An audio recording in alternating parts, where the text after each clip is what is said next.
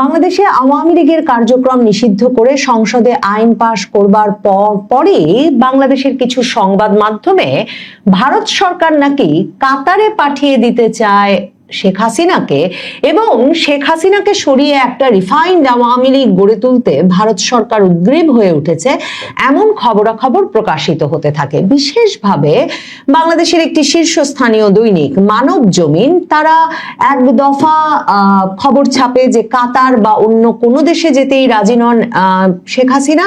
এরপর সম্প্রতি তারা খবর ছেপেছে যে রিফাইন্ড আওয়ামী লীগেও রাজি নন শেখ হাসিনা এবং তারপর সামাজিক যোগাযোগ মাধ্যমে দেখা যাচ্ছে যে গত সপ্তাহ খানেক ধরে শেখ হাসিনাকে কি সত্যি ভারত আর রাখতে চাইছে না, ভারত কাতার পাঠিয়ে দিতে চাইছে, এই আলাপটা নানাভাবে দানা বেঁধে উঠেছে। দেখেন, কাতার বা মধ্যপ্রাচ্যের কোনো দেশ কখনো আওয়ামী লীগের বা শেখ হাসিনার কোনো খাতিরের দেশ ছিল না। কাজেই কাতার বা মধ্যপ্রাচ্যের কোনো দেশ খুব আগ্রহের সঙ্গে শেখ হাসিনাকে একটা অনির্দিষ্ট সময়ের জন্য রাজনৈতিক আশ্রয় বা আতিথ্য দিতে চাইবেন সেটা ভাববার কোনো কারণ নাই। এমনকি শেখ হাসিনার কখনো মধ্যপ্রাচ্যের দেশের সঙ্গে এমন কোনো খাতির দেখা যায় নাই বা মধ্যপ্রাচ্যের দেশগুলোর গণতন্ত্রের বিষয়ে আওয়ামী লীগের রাজনীতির এমন কোনো ভক্তি শ্রদ্ধা দেখা যায় নাই যে সে তার উপরে ভরসা করে শেখ হাসিনা কাতার রওনা হবেন। শেখ হাসিনা ভারতে কতদিন থাকবেন এ প্রসঙ্গে যখন 2025-এর অক্টোবরে ভারতের পররাষ্ট্র সচিব বিক্রম মিশ্রিকে বাংলাদেশের কূটনৈতিক সংবাদদাতারা প্রশ্ন করেছিলেন, তিনি স্পষ্টতই বলেছিলেন শেখ হাসিনা ততদিনই থাকবেন ভারতে যতদিন তিনি চাইবেন। এই একই কথা স্পষ্টভাবে শিক্ষার্থীদের প্রশ্নের জবাবে আইআইটিতে গিয়ে ভারতের পররাষ্ট্রমন্ত্রী জয়শঙ্কর গত ডিসেম্বরে বলে আবারও শিরোনাম হয়েছিলেন যে শেখ হাসিনা ঠিক ততদিন ভারতে থাকবেন যতদিন তিনি চাইবেন, এটা তার ব্যক্তিগত সিদ্ধান্তের ব্যাপার।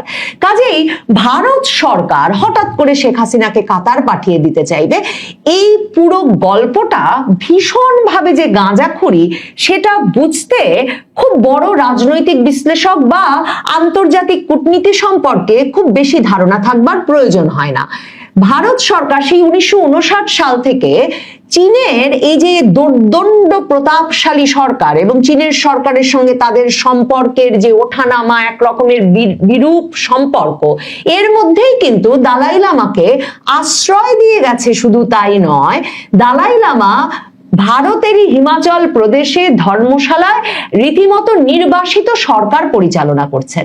দেখেন, শেখ হাসিনাকে ভারত সরকারের এই যে আতিথ্য দান এবং ভারত সরকার এটাকে যে ব্যাখ্যা করেন যে শেখ হাসিনা যেহেতু তাদের দীর্ঘ সময়ের বন্ধু, আওয়ামী লীগ যেহেতু বাংলাদেশের রাজনীতিতে তাদের নির্ভরযোগ্য বন্ধু, কাজেই এই সময়ে তারা মনে করেছেন যে তাদের এই সমর্থনটুকু শেখ হাসিনাকে দেওয়া উচিত। কিন্তু শুধুই কি তাই, বাংলাদেশের রাজনীতিতে শেখ হাসিনা বা আওয়ামী লীগ ছাড়া ভারতের বন্ধু কই? মোদী সরকার বা প্রধানমন্ত্রী মোদী নিজে ভীষণ আগ্রহ নিয়ে হাত বাড়িয়ে খালেদা জিয়ার মৃত্যুর পর যদিও বা দীর্ঘ বন্ধুত্বপূর্ণ সম্পর্কের বিষয় চিঠিতে লিখে কিংবা পার্লামেন্টে শোক প্রস্তাব এনে বললেন বটে খালেদা জিয়ার সঙ্গে ভারতের, কিন্তু ভারত সরকার, ভারতের সুশীল সমাজ, ভারতের সংবাদ মাধ্যম খুব ভালো করে জানে কখনো খালেদা জিয়া সরকারের সঙ্গে ভারত সরকারের সম্পর্কটা জমে উঠতে পারেনি, বরং সবসময় বিএনপি সরকারের শাসনামলে ভারতের উত্তর পূর্বাঞ্চল মানে সেই সেভেন সিস্টার্স অশান্ত থেকেছে এবং বারবার তারেক রহমানের মা খালেদা জিয়া বাংলাদেশের রাজনীতিতে ভারত বাংলাদেশকে একটা অঙ্গরাজ্যে পরিণত করবে এসব ভয় দেখিয়ে ভোট পেয়ে এসেছেন। কাজেই ওই যে যারা মাহফুজ আনামের মতো সব বাস্কেটে ডিম রাখার কথা বলেন বাংলাদেশে কিংবা ভারতে, শশী থারুরের মতো যারা এই তত্ত্ব দেন, সে তত্ত্বে ঠিক শতভাগ ভরসা যে করা যায় না সেটা ভারতের জাতীয় নিরাপত্তা উপদেষ্টা অজিত দোভাল, ভারতের পররাষ্ট্রমন্ত্রী জয়শঙ্কর, যারা কিনা দীর্ঘ সময় ধরে এই পররাষ্ট্রনীতি কূটনীতি পরিচালনা করে এসেছিলেন, তারা খুব ভালো করে জানেন। কাজেই এই অবস্থায় শেখ হাসিনা মানে বাংলাদেশে যেই দেশটির সাথে তাদের 4000 কিলোমিটারের বেশি সীমান্ত আছে, সেই দেশে তাদের সব সবচেয়ে নির্ভরযোগ্য রাজনৈতিক শক্তি যেটি, তার নেতাকে দিল্লিতে না রেখে কাতারে পাঠিয়ে দেওয়ার তো ভারতেরও কোনো যুক্তিসঙ্গত কারণ থাকতে পারে না। ভারত দেখেছে এমনকি সাম্প্রতিক সময়ে যে আওয়ামী লীগ যদিও বা শেষ পর্যন্ত নির্বাচনে অংশ নিতে পারেনি, কিন্তু নির্বাচনে বিএনপিকে জিতিয়ে আনতে, জামায়াত বিরোধী একমাত্র পক্ষটিকে জিতিয়ে আনতে, ভারতকে একটা স্বস্তিকর পরিস্থিতি দিতে কতটা ভূমিকা রাখতে পেরেছে বাংলাদেশের নির্বাচনী রাজনীতিতে। সারা বাংলাদেশ জুড়ে আওয়ামী লীগের নেতা কর্মী সমর্থকেরা এই নির্বাচনে শেষ পর্যন্ত বিএনপির পক্ষে দাঁড়িয়েছে। একদিকে তাদের প্রত্যাশা ছিল বিএনপি তাদেরকে রাজনীতিতে আবারও সক্রিয় হতে সহায়তা করবে, অন্যদিকে জামায়াতকে আটকাতে আওয়ামী লীগ ভীষণভাবে একটা কার্যকরী ভূমিকা রেখেছে।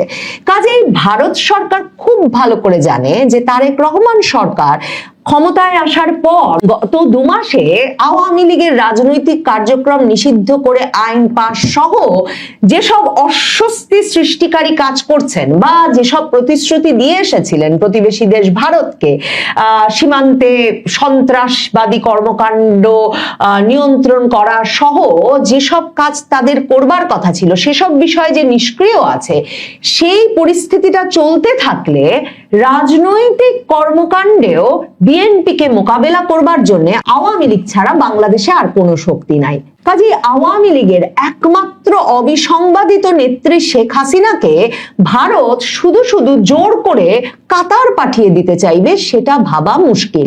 কাতারের পরিকল্পনাটা আসলে হয়েছিল অন্তর্বর্তী সরকারের আমলে, কারণ কাতার অন্তর্বর্তীকালীন সরকারের এই খলিলুর রহমানের অত্যন্ত ঘনিষ্ঠ, এবং সে কারণেই যখন 2025-এর শুরুর দিকে খালেদা জিয়াকে মাইনাস প্রচেষ্টার অংশ হিসেবে কাতারের এয়ার অ্যাম্বুলেন্স এনে তাকে চিকিৎসার জন্য লন্ডন পাঠানো হলো, সে সময় কিন্তু কাতারের এয়ার অ্যাম্বুলেন্সের ব্যবস্থা করে দিয়েছিল অন্তর্বর্তীকালীন সরকার। এরপর খালেদা জিয়া একেবারে রাজনীতিতে নিষ্ক্রিয় এবং নিশ্চুপ থাকার শর্তে লন্ডন থেকে আবারও ঢাকায় ফেরেন বটে, কিন্তু মনে করে দেখেন ডিসেম্বরের শুরুতে খালেদা জিয়া যখন এরই মধ্যে লাইফ সাপোর্টে, যে কথা এখনকার মুক্তিযোদ্ধা মন্ত্রী আহমেদ আজম খান সংবাদ মাধ্যমের সামনে এভারকেয়ার হাসপাতালের সামনে দাঁড়িয়ে বলে দিয়েছিলেন, সেই লাইফ সাপোর্টে থাকা খালেদা জিয়াকে কাতার সরিয়ে দিয়ে তারই নেতৃত্বে বিএনপিকে নির্বাচন করানোর যে প্রচেষ্টাটা অন্তর্বর্তীকালীন সরকার নিয়েছিল, যখন কিনা তাদের পরিকল্পনা ছিল তারেক রহমানকে দেশে আসতে না দেওয়া এবং অসুস্থ খালেদা জিয়ার নেতৃত্বে নড়বড়ে একটা বিএনপিকে দিয়ে জামায়াতের মুখোমুখি করে নির্বাচন করানো এবং জামায়াতকে জিতিয়ে আনা, সে সময়ও কিন্তু অন্তর্বর্তীকালীন সরকার কাতারের এয়ার অ্যাম্বুলেন্সের ব্যবস্থা করে ফেলেছিলেন। কাজে এই যে কাতারের সঙ্গে ঘনিষ্ঠতা, সেটা খলিলুর রহমানের, এবং খলিলুর রহমানকে ভারতের জাতীয় নিরাপত্তা উপদেষ্টা অজিত দোভাল নভেম্বরে দিল্লিতে ডেকে বাংলাদেশের কাছে তাদের প্রত্যাশা কি সে সম্পর্কে স্পষ্টভাবে ব্রিফ করার পর দোহার মধ্যস্থতায় আরেক দফা বৈঠকে বসেন, কিন্তু দোহায় নিয়ে গিয়ে নভেম্বরের শেষ দিকে, এবং সে সময় খলিলুর রহমান এই প্রস্তাবটি দিয়েছিলেন যে শেখ হাসিনাকে একরকমের নিউট্রালাইজ করে ফেলতে, মানে শেখ হাসিনা যে রাজনৈতিকভাবে একটা সক্রিয় জীবন যাপন করছেন দিল্লিতে বসে, সেটা বাংলাদেশের জন্য একটা অস্বস্তির কারণ। সেই কাজ বন্ধ করতে শেখ হাসিনাকে যেন কাতারের মতো দেশে পাঠিয়ে দেওয়া হয়, যেসব দেশে সামাজিক যোগাযোগ মাধ্যম থেকে শুরু করে নানা কিছু রাজনৈতিক কার্যকলাপ এমনিতেই নিয়ন্ত্রিত, সেই দেশের ব্যক্তিবর্গের জন্যই নিয়ন্ত্রিত। কাজেই শেখ হাসিনা সে দেশে আতিথ্য গ্রহণ করলে তিনি যে একটা ভীষণ নিয়ন্ত্রিত এবং প্রহরাধীন পরিবেশে থাকবেন, সেটা একরকম নিশ্চিত। কিন্তু ভারত সরকার সেদিকে যে কোনো কর্ণপাত করে নাই, তার প্রমাণ যে খলিলুর রহমানের সঙ্গে এই আলাপ হওয়ার পরেও ভারত সরকার কিন্তু শেখ হাসিনার সামাজিক যোগাযোগ মাধ্যমে তার দলের নেতাকর্মীদের সঙ্গে যোগাযোগ বন্ধ করেন নাই, বরং গত কয়েক মাস ধরে শেখ হাসিনা নিয়মিতভাবে প্রতি সপ্তাহে একটা সুনির্দিষ্ট সংখ্যক নেতা কর্মীর সঙ্গে তার দিল্লির সুরক্ষিত বাসভবনে সাক্ষাৎ করছেন। শেখ হাসিনার বোন শেখ রেহানা নিয়মিত আসা যাওয়া করছেন যুক্তরাজ্য থেকে দিল্লি। শেখ হাসিনার পুত্র সজীব ওয়াজেদ জয় ঘুরে এসেছেন এবং মার সাথে সাক্ষাৎ করে এসেছেন। শেখ হাসিনার কন্যা সাইমা ওয়াজেদ পুতুল বেশিরভাগ সময়টাই থাকছেন ভারতের দিল্লিতে এবং মায়ের সঙ্গে অবাধে দেখা করছেন, এবং অনেক সূত্রে খবর পাওয়া যাচ্ছে যে শেখ হাসিনা কন্যা পুতুলও বিভিন্ন রাজনৈতিক কর্মকাণ্ড সক্রিয় করতে নানা রকম ভূমিকা রাখার চেষ্টা করছেন। কাজেই এমন একটা অবাধ পরিবেশ যে শেখ হাসিনার জন্য ভারত সরকার দিল্লিতে তৈরি করে দিয়েছে, তার কারণ নিশ্চিতভাবেই যে শেখ হাসিনার রাজনৈতিক গুরুত্বটা ভারত বোঝে এবং সেটা ভারতের আঞ্চলিক নিরাপত্তা রক্ষায় কিংবা বাংলাদেশের সঙ্গে দর কষাকষিতে কতটা গুরুত্বপূর্ণ ভূমিকা রাখবে সেটাও ভারত বোঝে। মনে রাখতে হবে শুধু শেখ হাসিনা নন, বাংলাদেশ আওয়ামী লীগের শীর্ষ নেতৃত্বের অনেকেই ভারতে আতিথ্য গ্রহণ করেছেন বা ভারতের আশ্রয়ে আছেন এবং সেখানে তারা চিকিৎসা সেবা গ্রহণ করছেন, স্বাভাবিক জীবন যাপন করছেন, এমনকি তাদের পুত্রকন্যাদের লেখাপড়ারও ব্যবস্থা হয়েছে। শুধু তাই নয়, ভারতে বাংলাদেশের সরকারের শীর্ষস্থানীয় কর্মকর্তাদের অনেকে, যাদেরকে আওয়ামী লীগের দোসর হিসেবে চিহ্নিত করে বিপজ্জনক সব মামলায় অভিযুক্ত করা হয়েছে, তাদেরকে আশ্রয় দানের ব্যবস্থা করা হয়েছে।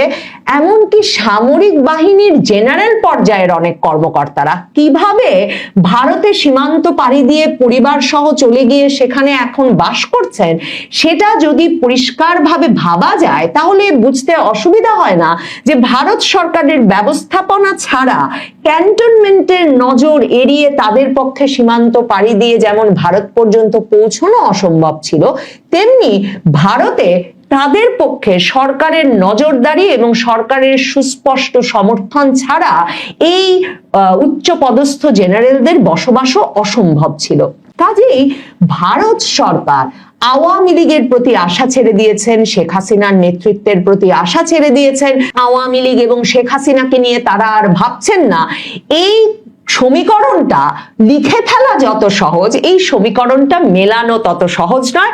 কারণ ভারত সরকার এখন পর্যন্ত বাংলাদেশে তাদের জন্য নির্ভরযোগ্য, মানে যারা কিনা বাংলাদেশের সীমান্ত ব্যবহার করে ভারতে আক্রমণকারীদের তৈরি করবেন না, প্রশিক্ষিত করবেন না, কিংবা ভারতের বিচ্ছিন্নতাবাদী গোষ্ঠীগুলোকে বাংলাদেশের সীমান্তে প্রশিক্ষণ দেওয়ার ব্যবস্থা করবেন না, এমন আর কোন রাজনৈতিক পক্ষর সন্ধান এখনো পান নাই। তারেক রহমানের ওপর ভারত সরকার প্রত্যাশা রেখেছেন, এখনো ভরসা করতে চাইছেন বটে, কিন্তু ভরসা মেলার কোনো নজির এখন পর্যন্ত তারেক রহমান স্থাপন করতে পারেন নাই। সাবেক প্রধানমন্ত্রী শেখ হাসিনা, রিফাইন্ড আওয়ামী লীগ এবং ভারত সম্পর্কে আমাদের মানব জমিন পত্রিকা একটি রিপোর্ট করেছে। আমি একটু বলে রাখি যে মানব জমিনের যে অনুসন্ধানী প্রতিবেদনগুলো সেইগুলোর প্রতি আমার মোটামুটি আস্থা আছে, এক ধরনের বিশ্বাসযোগ্যতা, তুমুল বিশ্বাসযোগ্যতা আছে মানব জমিনের প্রতি। নিশ্চয় সবগুলো সম্পর্কে নয়, এই না থাকাগুলোর মধ্যে আমার কাছে মনে হয়েছে যে রিপোর্টটি নিয়ে এই মুহূর্তে কথা বলবো সেটি অন্যতম। আমার কাছে একটু খটকা মনে হয়েছে এই রিপোর্টটি সম্পর্কে। আগে বলে নিই রিপোর্টটিতে আসলে কি বলা হয়েছে, অনেকেই হয়তো পড়েছেন, তারপরে একটু বলি ছোট করে। মানব জমিন নাকি জানতে পেরেছে পরিশোধিত বা রিফাইন্ড আওয়ামী লীগ গড়তে দুটি প্রস্তাব নিয়ে কাজ শুরু করেছিল ভারতের কেন্দ্রীয় সরকার, অর্থাৎ নরেন্দ্র মোদীর বিজেপি সরকার। ভারত সরকার নাকি প্রস্তাব দিয়েছিল যে শেখ হাসিনাকে ভারত ছেড়ে কাতার চলে যেতে হবে, না হয় নতুন আওয়ামী লীগ গড়তে তার সম্মতি দিতে হবে। শেখ হাসিনা নাকি দুটি প্রস্তাবই নাকচ করে দিয়েছেন ভিন্ন কৌশলে। মানবজমিন বলছে বাংলাদেশের নির্বাচনের আগে আওয়ামী লীগ যাতে অংশ নিতে পারে সে লক্ষ্য নিয়েই প্রস্তাব চালাচালি হয়েছিল, কিন্তু হাসিনা তার সিদ্ধান্তে অনড়। তিনি কোনো অবস্থাতেই ভারত ছাড়তে চান না, যেতে চান না কাতারে। তিনি মনে করেন কাতার যাওয়ার মানে হচ্ছে নেতৃত্ব ছেড়ে দেওয়া। একাধিক কূটনৈতিক সূত্র এই ইঙ্গিত দিচ্ছে যে হাসিনাকে বলা হয় তার নেতৃত্বে আওয়ামী লীগ পুনর্গঠন প্রায় অসম্ভব। গণ আন্দোলনের মুখে ক্ষমতাচ্যুত হওয়া শেখ হাসিনা সরকার যেসব গণহত্যা চালিয়েছে তা মানুষের মন থেকে এখনো মুছে যায়নি। মানুষ বিক্ষুব্ধ, প্রশাসনিক কোনো সমর্থন নেই।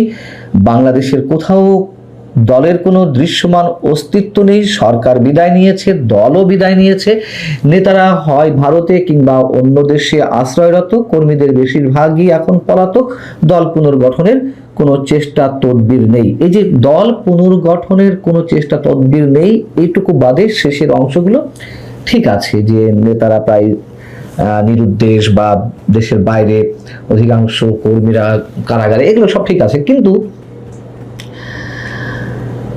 আর অন্য যে তথ্যগুলো অন্তত এই অংশটুকুতে দেওয়া হয়েছে তা আসলে কতটা তথ্য নির্ভর? আমার কাছে মনে হচ্ছে যে এই রিপোর্টটার অধিকাংশই যথেষ্ট অনুমান নির্ভর।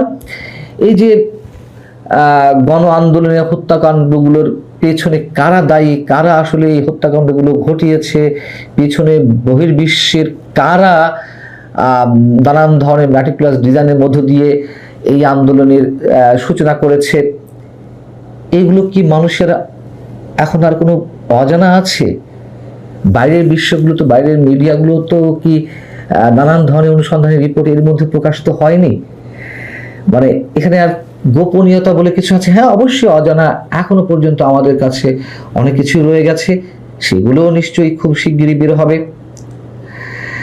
দলের কোনো অস্তিত্ব নেই, দৃশ্যমান কোনো অস্তিত্ব খুঁজে পাওয়া যাচ্ছে না, এটিও তো আমরা সবাই জানি। কিন্তু কেন দলের অস্তিত্ব দৃশ্যমান নয়, সে কথাও কি ব্যাখ্যা করে বলতে হবে? আওয়ামী লীগের রাজনৈতিক কার্যক্রম যে নিষিদ্ধ করে রেখেছে ডক্টর ইউনূসের জঙ্গি শাসনের নীতি নির্ধারকরা, এটা কি কারো অজানা? এখানে যে বলা হচ্ছে হাজার হাজার নেতাকর্মী কারাগারে, তাহলে দল তো নিষ্ক্রিয় থাকবেই, এখানে দৃশ্যমান হওয়ার আর কি আছে? আর সবাই যেখানে এটি জানে, সেখানে আওয়ামী লীগ নিয়ে যেখানে ভারতে এত ইন্টারেস্ট, ভারতের বিশ্বস্ত বন্ধু, ভারত এগুলো জানবে না? এবং আরেকটা প্রশ্ন করি এই অংশের বিপরীতে, ভারত যদি শেখ হাসিনাকে রাখতে নাই চায়, তাকে যদি কাতার যেতে বলেন, কাতার হোক আর যেখানেই হোক, তাকে যেখানে পাঠাতে চাওয়ার ইচ্ছা তারা ব্যক্ত করুক না কেন, মধ্য কথা তারা যদি ভারতে শেখ হাসিনাকে রাখতে না চায়, শেখ হাসিনার কি কোনো উপায় আছে ভারতে থাকার? মানবজমিন বলছে এই অবস্থায় দলের নেতাকর্মীদের মধ্যেই হাসিনার অবস্থান নড়বড়ে। এ নিয়ে কয়েক দফা বৈঠকের পর ভারত তাদের আগ্রহ অনেকটা হারিয়ে ফেলে এবং ঢাকা দিল্লির সাম্প্রতিক দ্বিপক্ষীয় আনুষ্ঠানিক আলোচনায় হাসিনা প্রসঙ্গ আসেনি, কথা হয়নি আওয়ামী লীগের পুনর্গঠন নিয়েও, এমনকি আলোচনায় উঠে আসেনি আওয়ামী লীগের কার্যক্রম নিষিদ্ধ করে আনা অধ্যাদেশ আইনে পরিণত হওয়া বিলটিও। আমরা জানি ডক্টর খলিলুর রহমান আমাদের পররাষ্ট্রমন্ত্রী যে ভারত সফরে গেলেন,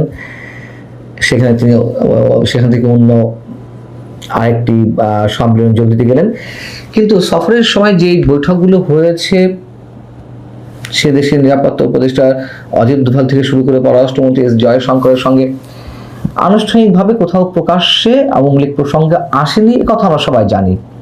কিন্তু দরজার ওপাশে পর্দার অন্তরালে যে আলোচনা হয়েছে তাও তো বিভিন্ন মাধ্যমে আমরা খবর পাচ্ছি। আর শেখ হাসিনার অবস্থান নড়বড়ে দলীয় নেতাকর্মীদের মধ্যে, এটিও বা আমরা কতটুকু বেশ তথ্য নির্ভর হিসেবে ধরে নিব?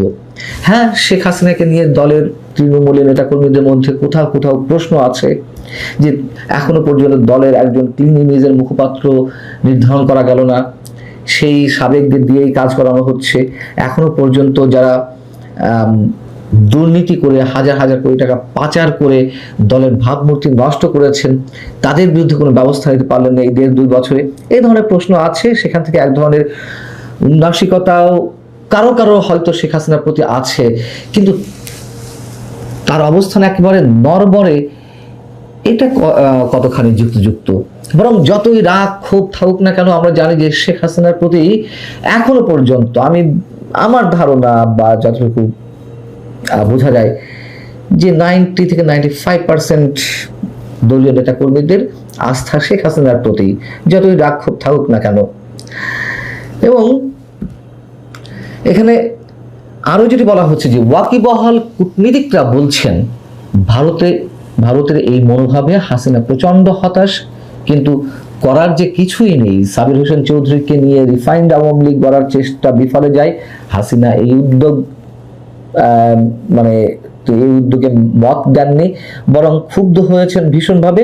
এর ফলে সাবির হোসেন চৌধুরী অনেকটা নাটকীয়ভাবে দৃশ্যপটের বাইরে চলে গেছেন। নির্বাচনের আগে এসব উদ্যোগ ব্যর্থ হওয়ায় ভারতের মনোভাবে বেশ পরিবর্তন আসে। নির্বাচন নিয়ে তাদের মধ্যে ভিন্নমত থাকলেও শেষ পর্যন্ত পক্ষেই মত দেন নীতি নির্ধারকরা। চটজলদি বেশ কিছু পরিবর্তন লক্ষ্য করা যায়, তখন শান্তিপূর্ণ নির্বাচন অনুষ্ঠানই এর প্রমাণ।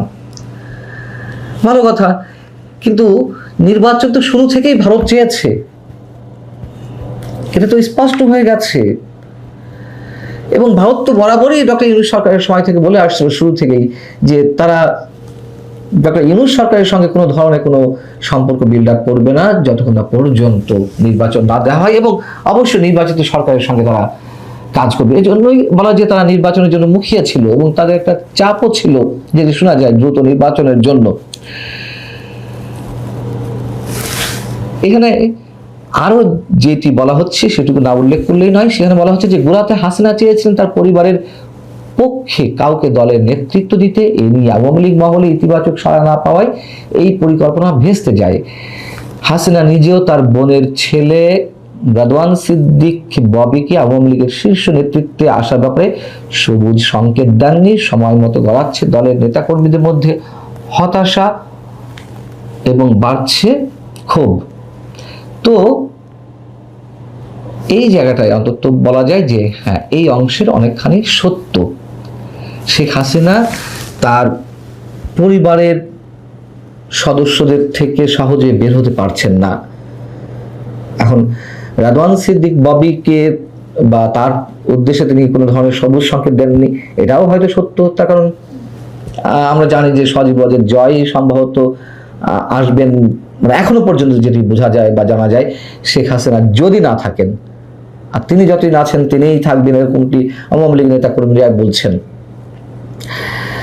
এবং কোথাও কোথাও সেই শেখ পরিবারের সদস্যদেরই আওয়ামী লীগের বিভিন্ন পর্যায়ে সাংগঠনিক দায়িত্ব দেওয়া হয়েছে। এই বিষয়ে আমি এর আগেই আপনাদের জানিয়েছি, যেটিও তৃণমূলের বঞ্চিত ত্যাগী পোর খাওয়া নেতাকর্মীরা মানতে পারছেন না, যাদের বিরুদ্ধে অসংখ্য অভিযোগ শেখ পরিবারের সদস্যদের, যাদের বিরুদ্ধে, যারা স্থানীয়ভাবে যেভাবে কর্তৃত্ব বজায় রেখেছিল, অঘোষিত সম্রাটের দায়িত্ব পালন করেছিল কোনো কোনো অঞ্চলে কোনো শেখ পরিবারের সদস্যরা, সেখানে তারা কোনো অবস্থাতেই এটি মেনে নিতে পারছেন না, এটা সত্য কথা। কিন্তু সব মিলিয়ে শেখ হাসিনাকে ভারত থেকে বের করে দেওয়ার এক ধরনের প্রস্তাব এবং তাকে মাইনাস করে আওয়ামী লীগ রিফাইন্ড করে নিয়ে আসা, এটিও বা নাকি ভারতের প্রস্তাব, এগুলোর কোনো খুব শক্ত ভিত্তি আছে কিনা আমি যথেষ্ট পরিমাণ কনফিউজড। আর যদি আমার ধারণাগুলো সত্য হয়ে থাকে আর মানব জমিনের অধিকাংশ তথ্য কোনো ভিত্তিপূর্ণ না হয়ে থাকে, তাহলে এই রিপোর্টের পেছনে আসলে কোনো বিশেষ উদ্দেশ্য আছে কিনা সেই প্রশ্ন জাগতে পারে। ভালো থাকুন সবাই।